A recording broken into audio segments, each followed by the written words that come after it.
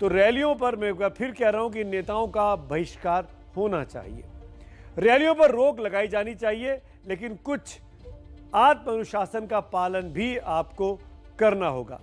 आप हर हाल में मास्क पहनिए। मास्क आपका सबसे बड़ा रक्षा कवच है। हम लोग पिछले कई महीनों से इस कैंपेन को चला रहे हैं जिसका नाम है #MaskUpIndia। और इस पहल पर आपसे बहुत से लोगों ने, करोड़ों लोगों ने अब तक हिस्सेदारी निभाई है, लेकिन अभी एक बार फिर मास्क पहनने का प्रण करना है। जो लोग मास्क पहनकर सेल्फी लेते हैं, हम तक भेजते हैं, वो तस्वीरें हम रोज रात को 8 बजे इंडिया चाहता है में दिखाते हैं। आप लोगों को धन्यवाद कहने के लिए, इस मुहिम को सफल बनाने के लिए और इन तस्वीरों के जरिए उन लोगों को मोटिवेट करने के लिए जिन्होंने अभी तक मास्क पहनने की कसम नहीं खाई है। मास्क पहनिए, अपनी भी जान बचाइए और समाज को भी बचाइए। दरअसल ये साफ हो गया है कि इन दिनों में जिस तरीके से परिस्थितियां कोविड को लेकर होती जा रही है वो बहुत चिंताजनक है। नेता दरअसल सपना दिखाते हैं। नेता आपके लिए सुनहरे दिनों का ख्वाब सजाते हैं। उनकी रैलियों में आम आदमी जितनी बड़ी संख्या में जाता है, उतना ही उनको बड़े जनाधार वाला नेता माना जाता है। उनका सियासी कद बढ़ता है और उसी हिसाब से सत्ता का पद भी उनको मिलता है। ऐसे में भीड़ उनके लिए संजीवनी बूटी होती है। लेकिन रैलियों में भीड़ का हिस्सा बनने वाले आम आदमी की जिंदगी हर पल कोरोना के खतरे में सांस लेती है। अगर आम आदमी को कोरोना हो जाए तो इलाज के नाम पर वो भगवान भरोसे हो जाता है, लेकिन नेताओं के लिए क्या है?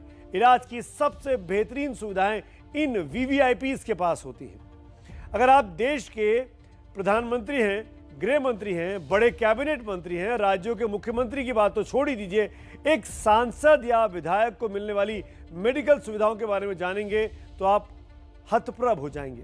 अद्भुत सुविधाएं मिलती हैं तमाम हुक्मरानों को।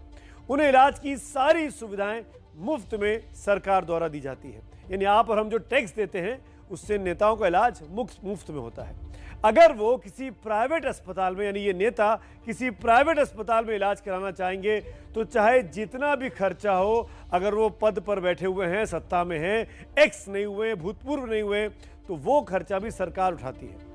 अस्पताल में कितनी भी भीड़ हो जाए, सांसदों, विधायकों, मंत्रियों को अच्छे अस्पताल, अच्छे डॉक्टर, अच्छी सुविधाएं प्राथमिकता के आधार पर मिलती हैं। और ये किसी से छुपा नहीं, हम सब इस बात को जानते हैं। हम और आपको ओपीडी के बाहर घंटों लाइनों में लगना पड़ता है। नेताओं या नेताओं के परिजनों को ऐसा नहीं है, क्योंकि वो वीवीआईपी है। और अगर बात प्रधानमंत्री या किसी राज्य में वहां के मुख्यमंत्री की जाए तो ये सुविधाएं और भी ज्यादा बेहतरीन हो जाती है। अगर पीएम किसी शहर में जाते हैं तो एक पूरी मेडिकल टीम पूरी तरह उनके साथ चलती है, एम्बुलेंस की तरह। पीछे पीछे उनके कॉन्वॉय में आपने देखा होगा एक एम्बुलेंस हमेशा रहती है, किसी भी तरह की आपातकालीन स्थिति से निपटने के लिए। उनके लिए ऑपरेशन थिएटर से लेकर उनका ब्लड का ग्रुप, दूसरी तमाम चीजें जो कि बहुत जरूरी है, पहले से तैयार रखी जाती हैं। और अस्पताल का एक हिस्सा उस शहर में पूरी तरीके से सील रहता है। कोई उसको इस्तेमाल दूसरा नहीं कर सकता है कि कहीं अचानक प्रधानमंत्री को या मुख्यमंत्री को अस्पताल ले जाना पड़े दूसरे शहर में भी, तो उनको दिक्कत नहीं होनी चाहिए। वो वीआईपी हैं, वो सर्वे सर्वा हैं, उनको सुविधा मिलती है, हम उसके विरोधी नहीं हैं। वो मिलनी भी चाहिए, क्योंकि वो देश का, अपने प्रदेश का कमान संभाल रहे हैं। यहां तक कि उनके काफिले में, जैसा कि मैंने बताया, एक पूरी तरीके से सुसज्जित जिसको कहते हैं, वो एम्बुलेंस पीछे पीछे उनके साथ चलती रहती है। ऐसी सुविधाएं राज्यों के मुख्यमंत्रियों के पास भी उनके राज्यों में मिलती हैं। ये हर राज्य की अपनी अपनी व्यवस्था है और लगभग उसी व्यवस्था पर राज्य चलता है जिस पर देश का प्रधानमंत्री चलता है। कोरोना की दूसरी लहर में जब यूपी के मुख्यमंत्री योगी आदित्यनाथ को कोरोना हुआ था, आपको याद होगा, तो उनके घर पर ही एक पूरी मेडिकल टीम उनके इलाज के लिए रखी गई थी। लखनऊ के पीजीआई में उनके लिए एक बेड का रिजर्व तौर पर इंतजाम रखा गया था।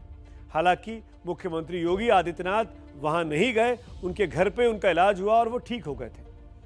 प्रधानमंत्री, मुख्यमंत्री, दूसरे मंत्री, सांसदों, विधायकों के लिए स्वास्थ्य और दूसरी सुविधाओं का भरपूर इंतजाम किया गया है। जब कोरोना की दूसरी लहर में लोग अस्पतालों में एक अदद बेड के लिए तड़प रहे थे, एक ऑक्सीजन सिलेंडर के लिए तड़प रहे थे, उस वक्त में आपने सुना नहीं होगा कि किसी नेता को अस्पताल में बेड मिलने में दिक्कत आई हो।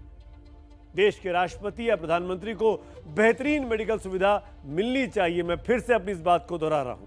वो 135 करोड़ लोगों की उम्मीदों के प्रतिनिधि होते हैं, उनका इसको अधिकार बनता है, पर हमको और आपको नहीं है।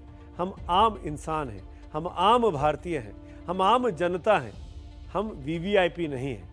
हमारे पास ये सुविधाएं नहीं हैं, पर हमारे पास एक सुविधा है कि नेताओं को मना कर दें कि हम आपकी कोरोना फैलाने वाली इस रैली में, इस भीड़ में नहीं आएंगे। अपनी सुरक्षा अपने हाथों में है। लेकिन आम आदमी की ऐसी तस्वीरें जो इस वक्त आपके स्क्रीन पर चल रही हैं, आपने बार बार देखी होंगी कि वो ऑक्सीजन के लिए एड़ियां रगड़ रगड़ कर दूसरी लहर के दौरान मर चुका है। मुंह से सांस देने की नाकाम कोशिश करने वाले उस पत्नी की तस्वीर भी आपको याद होगी जो आपने देखी थी। और ये बातें मैं इसलिए आपके सामने रिपीट कर रहा हूं कि आप रैलियों में जाने से बचिए। नेताओं को तो बहुत आसानी से इलाज मिल जाता है क्योंकि वो वीवीआईपी हैं, आप इस बात को लेकर समझ ही रहे होंगे। लेकिन बहुत से ऐसे लोग हैं, हम और आप जैसे, जो इस सुविधा को नहीं देख पाते हैं। इसीलिए बहुत ज़रूरी है कि इन रैलियों में जाने से बचें।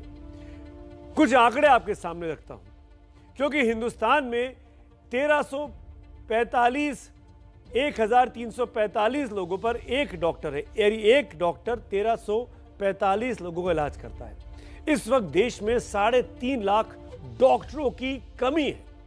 और कोरोना के दूसरी लहर में दिखा कि कैसे ऑक्सीजन सपोर्ट नहीं मिल पाती है, पर्याप्त टेस्टिंग की सुविधा नहीं है, अस्पतालों में बेड नहीं है। और अब जब तीसरी लहर दस्तक दे रही है तो हमको ये देखना चाहिए कि ओमिक्रॉन के लिए भी लैब्स हमारे देश में नहीं है। ओमिक्रॉन की रिपोर्ट आने में 3 दिन लग रहे हैं और इन 3 दिनों में ओमिक्रॉन संक्रमित व्यक्ति कई दर्जन लोगों को संक्रमित कर चुका होता है। ऐसे में आप सोचिए कि किसी आम आदमी को कोरोना हो जाए तो उसका क्या हाल हो सकता है।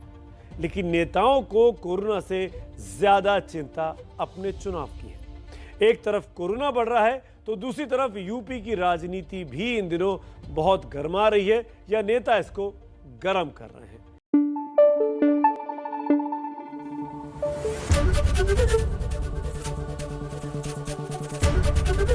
एबीपी न्यूज आपको रखे आगे।